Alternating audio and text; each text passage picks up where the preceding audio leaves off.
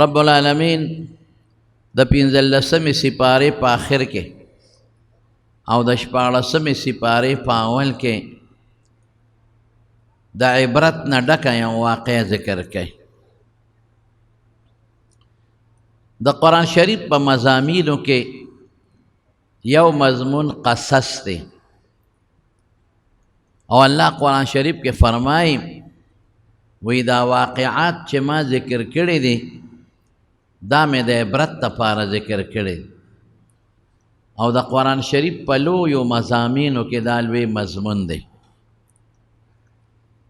کله د موسی علیه السلام ذکر یو ځل نه بار بار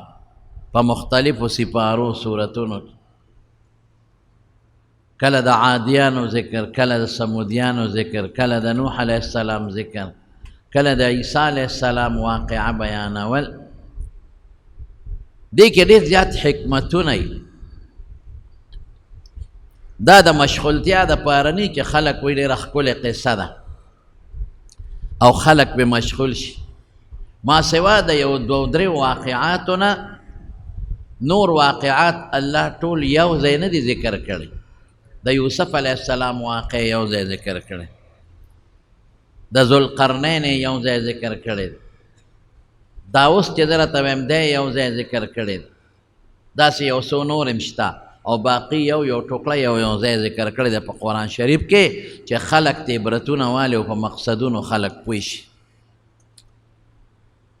بعضې کافرانو د حضور پاک نه تپوس وکړ، د نبي علیه السلام نه امتحان اخیسته،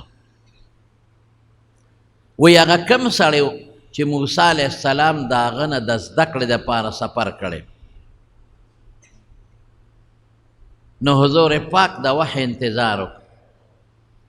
نو الله پاک ورته دا آیتونه راولېږل چې هغه حضرت موسی علیه السلام او په بخاري شریف کې راځي چې دا بل موسی نو،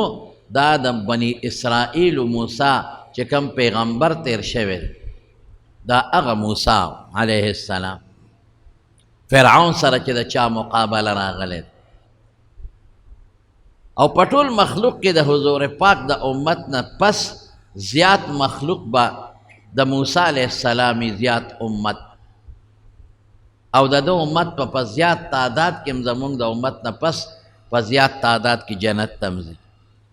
نو دا واقع الله نازله کړه. نو رسول الله صلی الله علیه وسلم فرمای څه د احادیثو په رڼا کې به درته ووایم چې یو ځل موسی علیه السلام بني اسرائیلو کې ولاړو، تقریر یې کاو، وعظ موعظة بلیغة، ډېر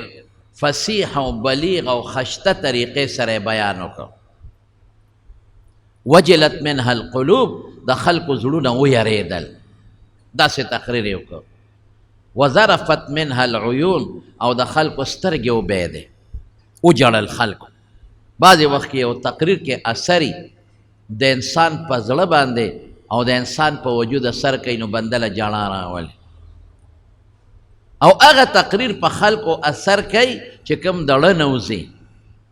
فارسی بانان وی اردل از دل خیزت بر دل رود، وی د زړه نه چې کومه خبره وځي ناپړه لګي، کومه خبره چې د زړه نه ني او صرف د خولې نه نو هغه په انسان اثر نه کوي، سحر اثر کوي. بیا نو موسی علیه السلام پیغمبر و خشته ښکلې بیان یې وکړه. ممکن ده چې د آخرت بیان یې کړي یا د جنت د دوزخ، په حدیثو کې د دې ذکر نشته. نو خلکو وجړل او سترګې وبهېدې. نو یو سړی مجلس کې پاسېد. اوس هم بعضې خلک چې ښکلې تقریر وکړي نو دا خلک ویې لکه دا دنه غټ عالم بل نشته. نو دنه یې مخ په مخ تپوس وکړه، هل تعلم احدا اعلم منک، ستانه زیات پوی تا ته معلوم دی چې ستانه زیات څوک پوی وي په بندګانو د خدای کې؟ نو موسی علیه السلام وی لا نه، مطلب دا چې زمانه زیات پوی بل څوک نشته، زه زیات پوی یم. او ټیک ده خبر، دروغ نه ده. ځکه عموما چې دا مولا نه د پوی تپوس کوي نو د علم د پوی تپوس ته کوي. د مولا نه څوک دا تپوس نه کوي چې تاله د پنچر چل درځي او که نه درځي. که یو سړی وي زما د ملا صاحب خو ډېر لوی عالم دی او بل سوال وکړي چې څنګه لوی عالم دی، دی خو اسونو نه لانونه نشي لګول، دی خو پنچرې نشي لګول، دی خو ګلکاري نشي کولی، دی خو لواري نشي کولی، دی خو رروجو د پخولو په چل نه ورځي. نو ته به ساده سړیا ملا ته چې زه لوی عالم ویم د دین او د شریعت په اعتبار ویم. نو چې موسی علیه السلام وی او زمانه زیات بل عالم پوی نشتا، نو د شریعت په اعتبار هغه کسانو ته تپوس هم په دې بنیاد کړی او واقعي د شریعت په رڼا کې پیغمبر د ټولو نه زیات پوی وي، ځکه پیغمبر د امت استازي، د استاز پویه زیاتی. پیغمبر د الله نه رالی امت ته رسی، نو چې څوک د الله ډایرک شاګرد دی نو پویه زیاتی. پیغمبر ته چې کله مشکل راشي نو الله ته رجوع کوي، نو یا الله ډایرک پویه ورکوي او یا جبریل را لیږي هغه پویه. مونږ خو داسې نه یو، مونږ خو فاسألوا اهل الذکر ان کنتم لا تعلمون، چې نه پوهېږي د پوهې نه به تپوس کوي. پیغمبر د پوهې نه په شریعت کې تپوس نه کوي. نو خبره بالکل 100% ټیک وه چې په دې امت کې د شریعت په پوهه کې زمانه زیات بل څوک نشته، لیکن تعبیر ټیک نو، الفاظ برابر نو. پکار دا و چې داسې ویلې وي چې الله ورسوله اعلم، الله اعلم، الله ښه پوهېږي زه نه پوهېږم. پکار داسې و، داسې به نه وی چې زمانه زیات پوی بل څوک نشته. اوس هم ګورې ډېر زموږ ملایان صاحبان، ما پرون نابل وزم په دوره کې طالبانو ته وی، مې زموږ بعضې ملایان صاحبان د قبر ګوډي دي، ګوډي دننه پکې قبر پروت دی. چې تپوس تېره مسالې وکې وی پلانکي ملا خدا وی وی ما سره کدو پاڼې ویلې دي، ما د توتانو پاڼې ویلې دي، څه اپه څه پوهېږي. دا خبره انتهایی خطرناکه ده. د حضرت امام مالک غوندې لوی سړي نه د 50 مسلو تپوس وشو، په دریو کې جواب ورکړه، 40 کې وی نه پوهېږم. بل ځای تېره 40 مسلو تپوس شوی دی، په 4 کې جواب ورکړه، باقیو کې وی لا ادري نه پوهېږم. د امام ابو حنیفه رحمت الله علیه نه د مسلې تپوس شوی دی، په بعضو کې جواب ورکړه او بعضو کې وی نه پوهېږم. د حضور پاک نه تپوس شوی دی، یسألونک عن الروح، رسول الله مبارک جواب ورنکړه، انتظار د وحی وکړو چې الله وحی نازله کړو، جواب یې ورکړ. قل ما اسألکم علیه من اجر وما انا من المتکلفین. دې خلکو ته ووایه چې زه ګورې تاسو نه پیسې مزدوري په دې دین نه الم، وما انا من المتکلفین، او زه متصنعین فی الجواب د ځانه جواب نه جوړم، چې الله را تاسو ووایي نو هغه جواب بدله درکوم. نو قبر ډېر خطرناک شی دی، په دې الله خفه کېږي. الله دې د قبر نه وساتي. نو حضرت موسی علیه السلام قبر نه دی کړی. تکبر خو ګناه کبیره ده او انبیا د ګناهونو نه معصوم او پاک دي، خو تعبیر ټیک نو، الله ته خوښ نه شو. داسې به ویم پکار دا و چې دی ویلي وي چې الله ښه پوهېږي، وی نه زمانه زیات پوی نشته. نو الله ورته بلا ولې نه، ستانه یو انسان زیات پوی شته. عبدنا خضر، زمونږ یو بنده دی حضور پاک فرمای او خضر یې نوم دی. تا سره صرف د شریعت علم دی، هغه له ما د شریعت علم هم ورکړی دی. وآتیناه من لدنا علما، او آتیناه رحمتا من عندنا، د شریعت علم او د شریعت د علم نه علاوه هغه له مې د امور تکوینیه و بعضو علم هم ورکړی. بس موسی علیه السلام وی ښه زمانه زیات پوهې دی، وی او وی د ملاقات لزم چې څه زده کړه ته وکړو. رب کیف اللقاء به، د ده سره به ملاقات څنګه کېږي. اوس ګوره جذبه پیدا شو. اوس د دې نه چې کوم حکمتونه دی هغه وباسه. یو چې دنه څوک تپوس وکړي چې ستا نه لوی عالم بل شته، ته به وایې الله ته پته ډېر دي، سره کوټې عالم یې، ته داسې وایې. پیغمبر نه تپوس وشي هغه وایي الله عالم. دا به نه وایي چې د ما نه زیات پوهې بل څوک نشته. دا به نه وایي چې ما د توتانو پاڼې ویلې، ما د کدو پاڼې ویلې، دا بل په څه پوهېږي چې پوهېږم خو زه پوهېږم. مولیان دې خبردار شي د الفاظ دې بالکل نه وایي. وفوق كل ذي علم علیم، قرآن وایي د هر پوهې نه زیات پوهې شته. زمونږ بس علم علم زمونږ د استادانو مولانا عبدالحق صاحب رحمت الله علیه، مفتی فرید صاحب رحمت الله علیه، زمونږ باباجي مولانا شهزاده صاحب رحمت الله علیه، د بر صغیر پاک و هند د ځمکې د پاس او د اسمان لاندې په دغه زمانه کې لوی عالم علامه شمس الحق افغاني رحمت الله علیه، انور شاه کشمیری، امام رازی، امام غزالی، دا علما زموږ بس علم مونږ پښتنو خبرو پړندو کې یوې سترګې باچي دا باندې وي. دویم بسی دویم دا چې طلب د علم بکې کلوی سړی وي او یو مسله د ته پته ولګي چې زمانه د بل سره زیاته پوهه ده طلب دې تی وکړي یا کتاب دې وګوري مطالعه دې وکړي. علم د استاد نم حاصلېږي او بعضې اوقاتو کې چې سړي علم کړي وي او سند یې غشتي نو هغه د کتاب نم علم حاصلولی شي. دا به ټول علما د حدیثو شرح ګوري او تفسیرونه ګوري، داسې به نه کېږي. دا د موسی علیه السلام د دې نه تپوس وکړه یا الله د سره به څنګه ملاقات کوم چې ته څه زده کړمه. څومره لوی عالم دی موسی علیه السلام، د تورات عالم دی، څومره لویه پوهه خدای ورکړې ده، لیکن بیا هم طلب د علم کوي. نو تالم پکار دی چې طلب د علم وکړي. او رسول الله مبارک ته قرآن شریف کې الله فرمایي مونږ ته اورئ وقل رب زدنی علما، الله نه هم سوال کوه چې خدای زما پوهه زیاته کړه. الله ورته وایي ځان سره به یو کب والې ابه یو تیلی کې واچی ریت کړی کب او حیث ما فقدت الحوت فهو سما، چې کوم ځای د نه کب ورک شو دقه ځای به هغی. الله په کوم طرف روان شم؟ مجمع البحرین، د دوو دریابونو سنگم، چې کوم ځای دوه دریابونه یو ځای شوي. نو عالمان پکې متعدد اقوال لیکي، خو راجح قول دا دی چې دا دوه دریابونه څوک بحر فارس او بحر هند یادوي ډېر لرې دي، هغې ته په میاشتو مزل دی د موسی علیه السلام د علاقې نه. څوک بل یادوي دا بحر قلزم دی مصر سره خوا کې. بحر قلزم یو ځای دوه شوی دی او بیا دا دواړه یو ځای شوي دي یو ځای کې، اقه ځای ورته یادوي. دوه دریابونه چې کوم ځای ستا د علاقه کې نږدې دي او یو ځای شوي دي هلته ځه، هلته یې موته ځای ونه ښو چې کوم ځای کب د نه رک شو نو دقه هلته به هغه سړی وي. نو خپل شاګرد ته وایي یوشع ابن نون ته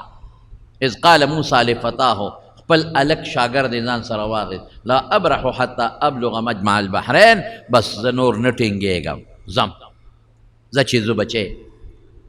زه به هغه ځای ته ځان رسوم چې الله ښودلی دی. او امضی حقبا، تر څو چې مې نه موندلې نو په کلونو سوونو مزل به کوم، اتیا کاله نه چې په سوونو کلونه مزل به کوم، خو ځان به دغه سړي له رسوم چې زما نه زیاته پوهه ده ورسره چې د تې پوهه حاصله کړي. دا صفت زمونږ د حضور پاک په صحابو کې موږ ګورئ. یو صحابي د رسول الله صلی الله علیه وسلم خاص صحابي حضرت جابر ابن عبدالله انصاري شام ته تللی دی د مدینې نه د میاشتو په مزل، د میاشتو په مزل شام ته، صرف د رسول الله مبارک د یو حدیث لپاره.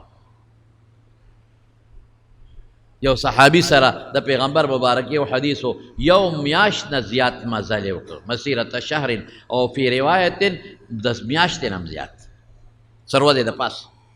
چې ورسېد هلته سړي ته دروازه وواله، اوله راووته وایي زه میلمه یم او د مدینې نه راغلی، وایي راځه راکوش، وی نه تا سره د پیغمبر مبارک یو حدیث دی هغه اورم بیا ځم، وی نه راکوشه، وی څوک یې بچې کوم ځای نه بابا راغلی؟ وی انا جابر ابن عبدالله، وی جابر ابن عبدالله زوی. اوهو د حضور پاک صحابي جابر، وی اوهو تا چېرته پرېږدم راکوز شه، ته خو د پیغمبر د څنګلې د ناستې ملګرې پاتې شوې،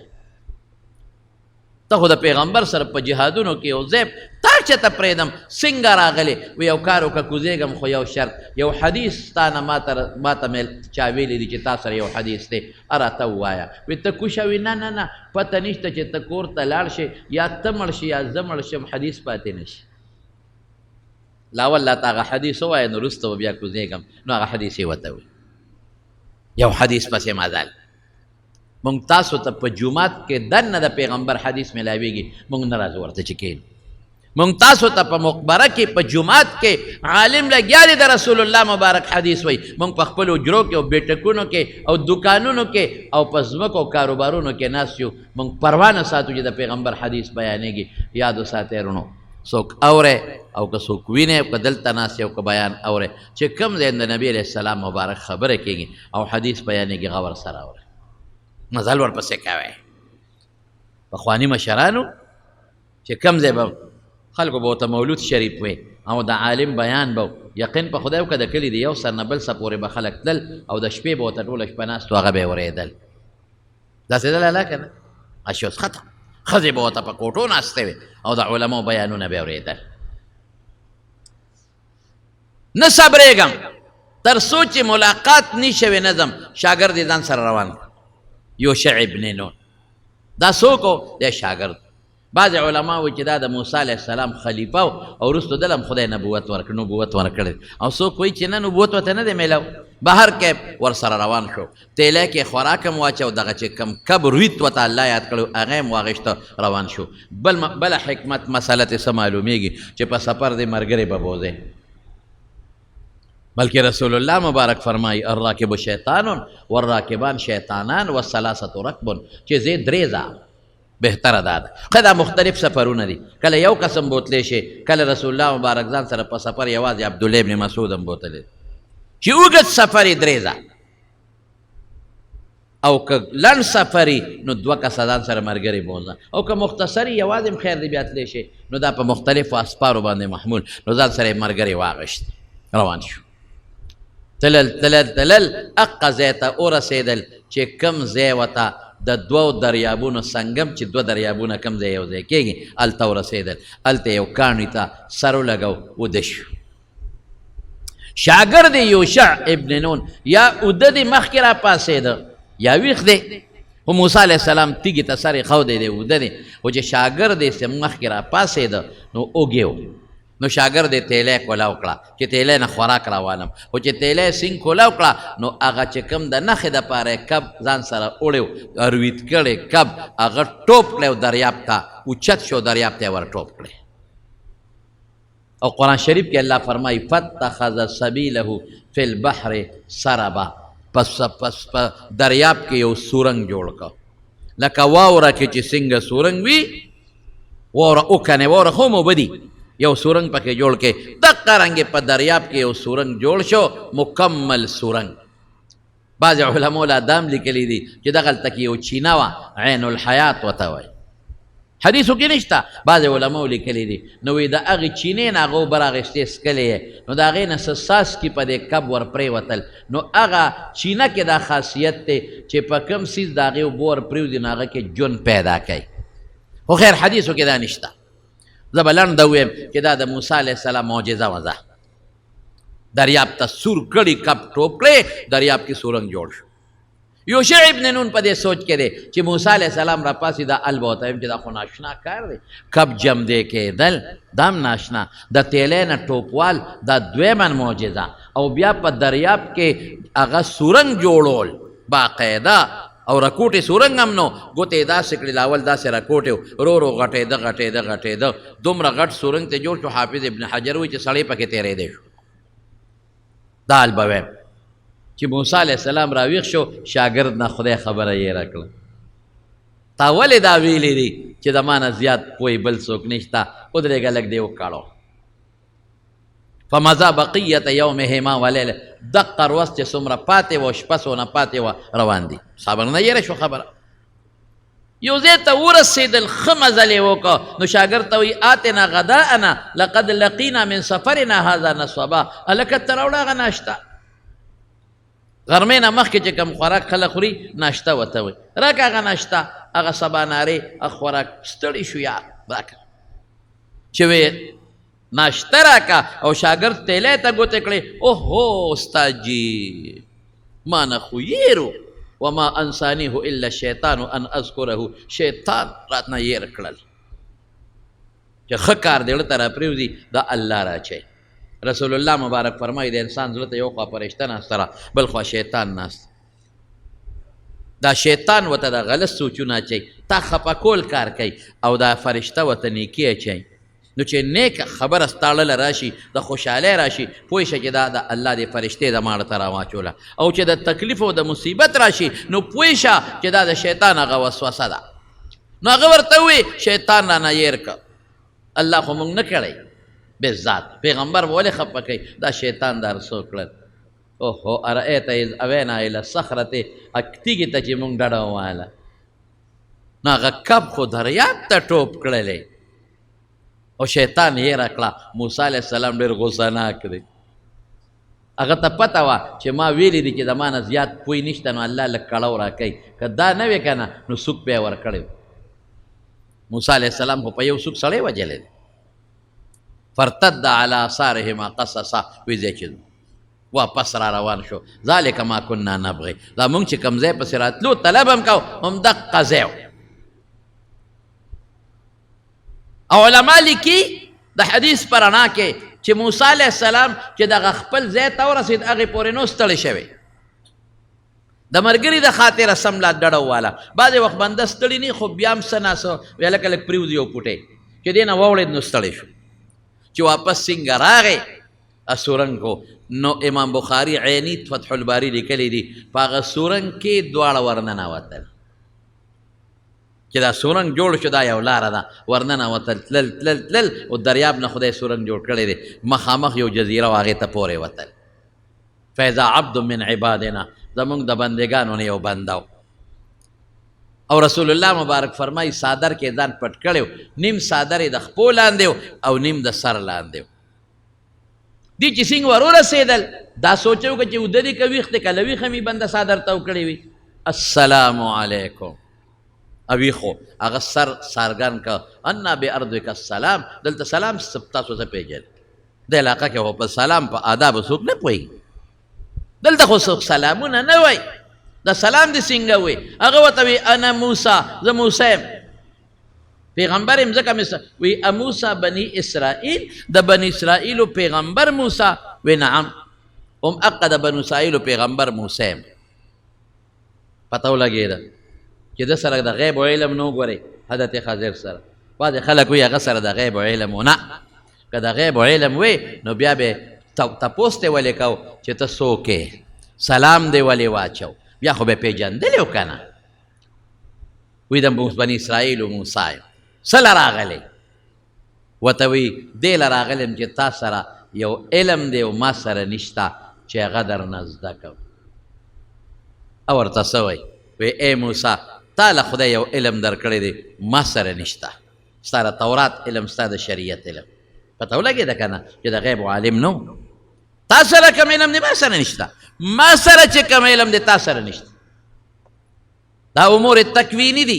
هغه امور چې سبا څه کېږي ما پې مخکې خدای خبروي میاشت پس څه کېږي زه ترې مخکې خبرېږم کال پس څه کېږي زه ترې مخکې خبرېږم کوم شی چې په دې ځمکه تا ته نه ښکاري او لاندې دی ما ته الله ښایي دا قسمه علم بې د اسباب او د آلاتو نه اوس خو ډېر خلک دا معلوموي یو مشین کېږي په ځمکه لاندې ورته پته لګي دلته تیل دي دلته سونه ده خو دا د مشین په ذریعه دی او حضرت خضر د مشین په ذریعه نه د الله د طرف نه هغه ته یې ورکړه شوې وه څوک وایي د خدای ولیو لیکن علماو راجح قول دا دی چې د الله پیغمبر ولې قرآن شریف کې الله وایي واتیناه من لدنا علما واتیناه رحمة من عندنا وما فعلته بامری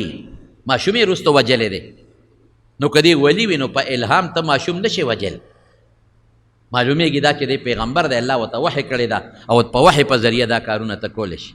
خیر دا ټولې خبرې چې یو ځای کې یوازې دا رحمت من عندنا یا من لدنا علما نه دا ټول چې را یو ځای کې د دې نه علما معلوموي هم یقین د الله سره دی خو غالبه دا ده چې دا د خدای پیغمبر تا سره چې کوم علم دی ما سره نشته ما سره چې کوم علم دی تا سره نشته بس ټیک ده که نه چې تا سره علم دی هغه د نه زده کوم و انک لن تستطیع معي الصبر ته ما سره صبر نشي کولی هغه به ظاهر کې تا ته یو شان ښکاري مقصد به بلي ته پیغمبر یې ته چېرته په هغې کې ټینګېدی شي وی نه زه زده کوم وی ښه نو یو شرط د باندې اږدم چې که تا ته داسې یو کار زما نه ولیده چې هغه ظاهر کې تا ته برابر نه ښکارېده نو ته به صبر کوې زه به وروستو پوهیومه خو مخکې به ته صبر کوې غږ به نه کوې وی ټیک شو دې نه دا معلومیږي چې د ټولو نه زیات لوی علم چا سره دی الله سره موسی سره کوم علم دی علیه السلام هغه سره نشته، هغه سره کوم علم دی موسی علیه السلام سره نشته. دې نه دا معلومیږي چې یو کس غټ سړی وي د رکوټي نه هم زده کړه کولی شي، ځکه په دې د ټولو علماو اتفاق دی چې د موسی علیه السلام درجه د هغه نه زیاته ده. د یقیني پیغمبر دی او د لوی درجې پیغمبر دی. او حضرت خضر کې شک دی چې پیغمبر دی او که نه دی، راجح قول دا دی چې پیغمبر دی. نو د لوی سړی د رکوټي نه علم زده کولی شي. دې نه دا معلومیږي چې استاز باندې به اعتراض نه کوي. استاد در باندې شرط لګوي نو شرط پې لګولی شي. شاګرد ته وي در باندې شرط لګوم نو بالکل به دا دی په موسی علیه السلام یې شرط ولګه، شرط پې لګولی شي او په استاز به اعتراض نه کوي. که د استاد نه د شریعت خلاف کومه خبره ولیده نو خبره کولی شي، خو په طریقه. یو پیر صاحب دی او د هغه نه د شریعت خلاف خبره ولیدله نو سوال وکړه، خو په طریقه. کیدای شي تا ته د شریعت خلاف کاري او په حقیقت کې د شریعت خلاف نه، یا د استاد نه د شریعت خلاف ولیدله نو په طریقه پې سوال وکړه. کیدای شي تا ته د شریعت خلاف کاري او هغه د شریعت خلاف نه، تا ته غلطه رسېدلي. دواړه روان شو. یو شع څه شو، یا واپس ته لاړ یا هغه هم ورسره روان. خو په قرآن شریف کې د دوو کسو ذکر دی. نو خیر د شاګرد کله کله نم ذکر کېږي ورسره ځي. چې روان شو رکبا فی السفینة، قرآن شریف کې الله فرمایي کشتۍ ته وختل او د کشتۍ خلکو حضرت خضر وپېژانده چې دا خو زمونږ د علاقې هغه نیک سړی دی، ناشنا ناشنا کارونه کوي. دا اوس څوک وایي د الیاس علیه السلام ورور، څوک وایي د آدم علیه السلام نوسی و، څوک وایي د یو بادشاهانو کې د بادشاه بچی تیر شوی دی. اس پته نه لګي څوک دی، الله ته پته ده. خضر ورته ولې وایي چې په اوچ ځای به کېناسته نو چې پا بسېد نو هلته به شینکۍ زرغونه شو. چې روان شو هغې وپېژن، بس هغې وله کشتۍ راوستله او بې اجرته بې کره یې کشتۍ ته وخېجول. هغه زمانه کې اوس هم په دې افریقا کې د کشتۍ په سفر د یو ځای نه بل ځای ته خلک چې څنګه سواره شو کشتۍ روانه شو، نور سورلی هم پکې دی او دوی مختل حضرت خضر. او دې وخت کې د کشتۍ په غاړه یو مرغۍ راله کېناسته او مخوکې یې ور دننه کړه او په هغې کې یو څاڅکې اوبه اوچتې کړې. حضرت خضر ورته څه وایي؟ مطلب یې دا و، مطلب چې تا زه زیات پوه یم. څه وایي ورته؟ وایي ای موسی زما او ستا علم او د دې ټول مخلوق علم چې یو ځای کې دا څاڅکی چې د دریاب نه اوچت که دا به څومره وي؟ دا هېڅ شی نه دی، دومره هم نه دی د خدای د علم په مقابله کې لکه دا څاڅکی چې د دریاب په مقابله کې. دا یو څاڅکی د دریاب مقابله کې هېڅ شی نه دی، هېڅ شی نه دی. دقه رنګې زما او ستا او د ټول مخلوق علم د خدای د علم په مقابله کې هېڅ شی نه دی. حضرت خضر یو ترخز راواغېسته یا تبر هر څه چې او ډزې یې ورکړه او د کشتۍ نه یو تخته وویسته. موسی علیه السلام فورا ور ټوپ کړی، دا دې څوک کړل؟ اخرقتها لتغرق اهلها، خلک غرقې چې تختر یې ته وویسته اوس به اوبه را دننه شي او کشتۍ به غرقه شي، موږ ټول به غرق شو.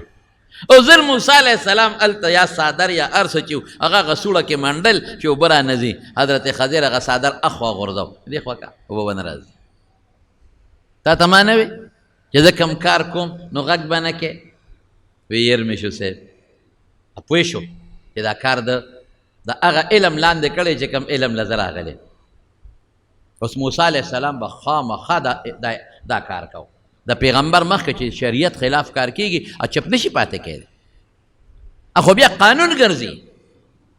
دې ته تقریر وایي زموږ علما. نو موسی خو پیغمبر دی، هغه مخکې د کشتۍ نه تخته وځي نو ده پې چپ پاتې شوی وي، بس قانون به و چې پردی کشتۍ ماتوه، قانون به و چې پردی کشتۍ غرقوه، قانون به و چې پردي مال ته نقصان رسوه. ځکه موسی د خپل شریعت په رڼا کې علیه السلام په اعتراض و. خو چې بیا هغه پوه شو چې هو واقعي زما د شریعت مطابق خو کار ټیک نه دی شوی، خو زه دله راغلی یم د خپل هم څه شریعت شته، بس چپ شو. چې لاړل د کشتۍ نه کوز شو، فیضا غلام یولک یلعب مع الغلمان، ماشومانو سره یې لوبې کول. حضرت خضر ورغی او یو ماشوم خشته ماشوم یې پکې رونیوه او د سر لی وله په دواړو لاسونو زور ورکو. پیغمبري طاقت خو وي چې زور یې ورکړه، سر یې وله چیپړ کړه او ماشوم یې مړ کړه. موسی علیه السلام کلک رونیوه اقتلت نفسا زکیة بغیر نفس دا دې څه وکړل برنا حق دې ماشوم مړ که برنا حق دا خو دې ډېر غلط کار وکړه اوس موسی علیه السلام به خامخا د اعتراض کوي که هغه ورته ویلي دي نو دا به کوي ولې ځکه ماشوم وجل د شریعت مطابق ګناه ده د موسی علیه السلام د شریعت مطابق دا ناجایز دی او د پیغمبر مخکې څوک چې ناجایز کوي نو پیغمبر پې چپ نشي پاتې کېدی که موسی علیه السلام چپ پاتې شوی وي بس دا د شریعت قانون به ګرځېدلی و چې ماشوم وجنه اسم پکې نشته خو چې هغه ورته ووي تا ته ما نه وې او یاره پته ولګېده چې دا زما شریعت جدا مسله ده او ستا جدا مسله ده هغه زمانه کې به د یو پیغمبر شریعت په یو ځای کې و د بل پیغمبر شریعت په بل ځای یاره دا خو واقعي یاره وي داسې کار دی چې که چېرته په درېیم ځل مې در باندې سوال وکړه نو بیا به نه کوم یو ځل راته بیا صبر وکړه ډېره ښه ده په لاره تلل انطواکیې علاقې ته ورسېدل هلته یې د خلکو نه ډوډۍ وغوښته هغه د جهان شوم پړق و ډوډۍ ورنه کړه چې ور یې نه کړه چې سار په هغه لاره تېرېدل لکه بیخه موده خو میلمانه دي ورکې کړ نو یو دیوال و کوږ او قریب و چې هغه غورځېدلی وي وجدا فيها جدارا يريد ان ينقض فاقامه حضرت خضر لاس ور مخامخ کو دیوال نیخ بالکل ولا برابر ک په یو لاس موسی علیہ السلام کلک د مټونه ودا د سوکل بیګا ته موږ ډوډۍ غوښتره نکړه نو د خدای بنده چې دیوالونه نه غې نو اجرت برې ته غوښته ولت تخذ علیه اجرا نو موږ به په ځان له ډوډۍ غشته نو ډوډۍ بم خړلې و نه غي ډوډۍ را نکړو موږ وګیو او ته دیوالونه دغه سې نه غې مفتو کې خیراتی هغه ورته هذا فراق بینک بیجان زموستا نه کېږي روزانه جګړې خوند نه کوي چې شاګرد هر وخت په استاد ور ټوپ کوي او جګړه په استاد ور ټوپ کوي او جګړه په استاد ور ټوپ کوي او جګړه کاکاجي د مستاد قصه نه کېږي بس هذا فراق بیني و بینک اورېږه چې وسته وي پوی کما وی کشته چې مې ماته کړه کشته نو یو ظالم بادشاه شاته ولاړ دی او په هغه د کشته ور روانې دي او هغه اډر کړی دی اعلان یې کړی دی چې د چا مروغه کشته وي نو هغه به حق سرکار ضبط او دا کشته د لسو مسکینانو یتیمانانو څه پکې معذوره دی او څه پکې روغ دی دغه یو کشته سبب دی فاردت ان اعیبها نو ما دا عیبجنه کړه چې د بادشاه نه بچي بادشاه اډر کړی چې زه به روغه کشته ضبط کوم دا ولا عیبجنه کوم چې د بادشاه نه بچي او دا غریبانان په خپل کار وکړي ځکه مې پکې تخته وویستله واقعي اوس دا پویه ستا شته تا ته الله اخوله ما ته دا پته نشته او هلک چې مې مړ که دا هلک مې وله مړ که د خدای په علم کې دا کافر و که دا ماشوم لوی شوی وی نو د مور او پلار بیا ټول ځان سره کافران کړي دیم سرکشه به لویده او مور پلار به هم سرکشه کړي نو ما مړ که ما ته الله ووی چې دا هلک به لویږي نو دا مړ که دلته ما مړ که زمارونو دین اندازه تاسو لګوئ علما لیکي چې د هغې هلک په وجه الله پاک هغې مور او پلار له یو جینۍ ورکړه ته به بیا وې چې دا خو خو نه شو د هلک په ځای جینۍ هلک خو که جینۍ ښه وه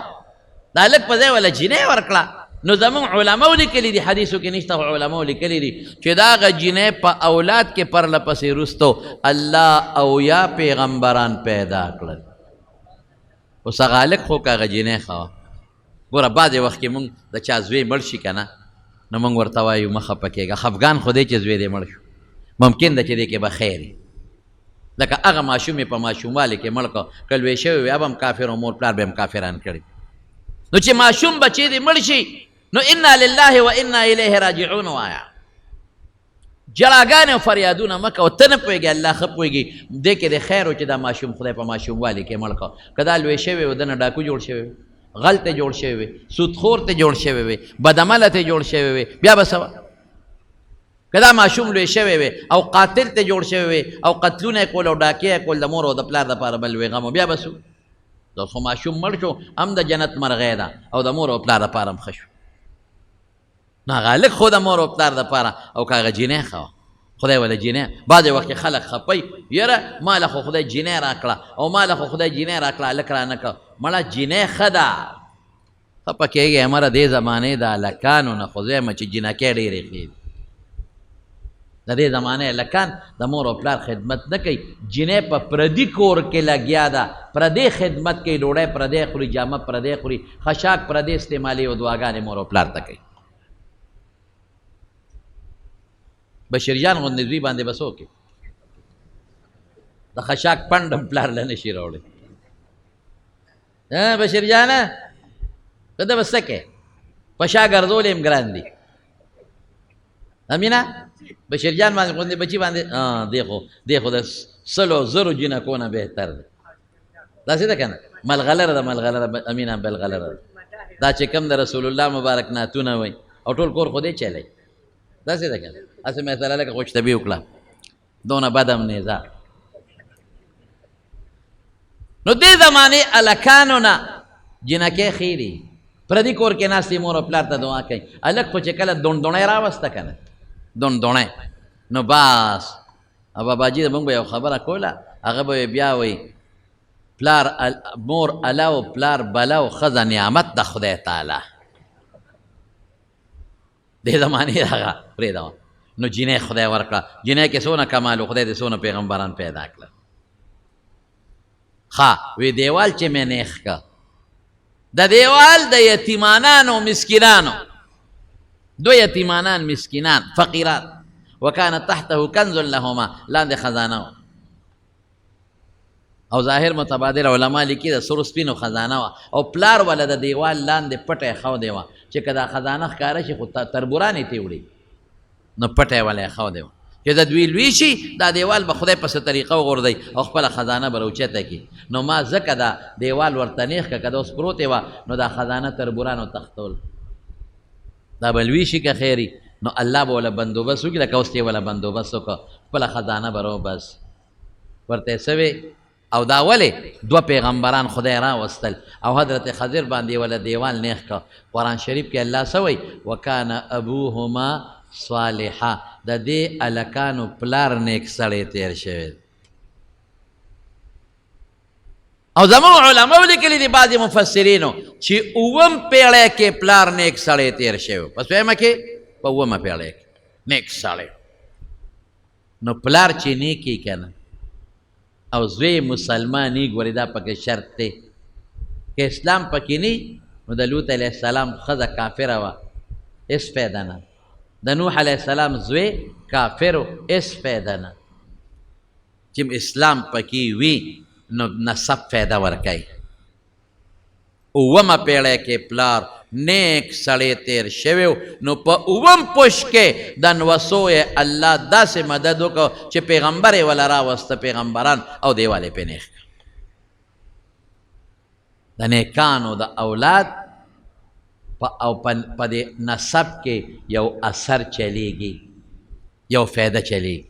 د چا مور او پلار چې ډېر عبادتونه کړي د چا نیا نیکه چې ډېر عبادتونه کړي نو هغه اثرات د هغوی په اولاد کې خامخا چلیږي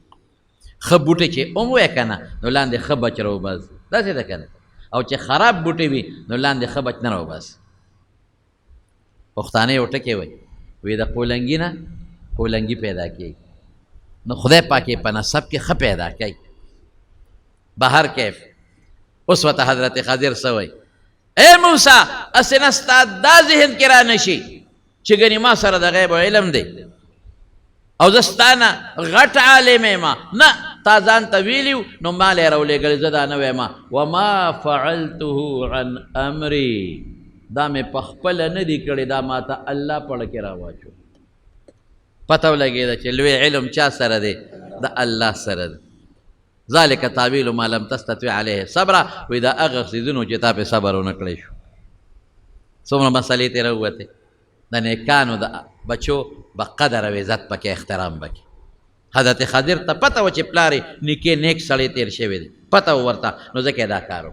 تا ته دا سبق درکوي چې د نیکانو د اولاد د زامنو د نوسو د کړوسو احترام بکې قدر بکې عزت بکې تا ته دا سبق درکوي که چېرته زوی دې مړ شو انا لله ووایه چغې مه وه ته نه پوهېږې الله ښه پوهېږي ماشوم مړ شو نابالغه رسول الله مبارک فرمایي خدای به جنت درکړي ممکن ده چې دا لوی شوی وی او دا ستا دپاره د کفر او د ګمراهۍ ذریعه جوړه شوې وه ډاکو غلطې جوړ شوی زه اوس خو دله د جنت مرغۍ شوه اوس خو ستا لپاره سفارشي شو دا مه وایه چې ما له خدای لور راکړه چې ګنې لور خیر نه دی نه بعضې وخت کې د زوی په مقابله کې په لور کې هم خیر او دا به نه وی چې زما زیاته پویه ده او زما نه زیات پوی بل څوک نشته فوق کل ذی علم علیم دا هر پوی نه زیات پوی شته عاجزي به ځان کې پیدا کې او تکبر او کبر به ځان کې نه پیدا کې د دې حکمتونو د وجې نه رب العالمین دا واقعه د 15مې سپارې په آخر کې او د 14مې سپارې په اول کې ذکر کړه چې موږ ته دا فایدې والو موږ کبر ونه کړو لوی یې ونه کړو په خپل علم او پویه ناز ونه کړو او طلب وکړو د علم د زده کړې او که استاد را باندې څه شرطونه لګوي چې هغه موږ ومنو په استاد اعتراضونه ونه کړو د نیکانو د اولادو احترام او خیال وساتو که ماشوموالي کې مړ شو مونږ وایي الله ته ښه پوهېږې د په دې باندې نه پوهېږم که جینۍ خدای د هلک په ځای درکړه نو په هغې به خفګان نه کوې کېدای شي هغې کې ستا خیر دعا وکړئ الله زموږ په حال رحم وکړي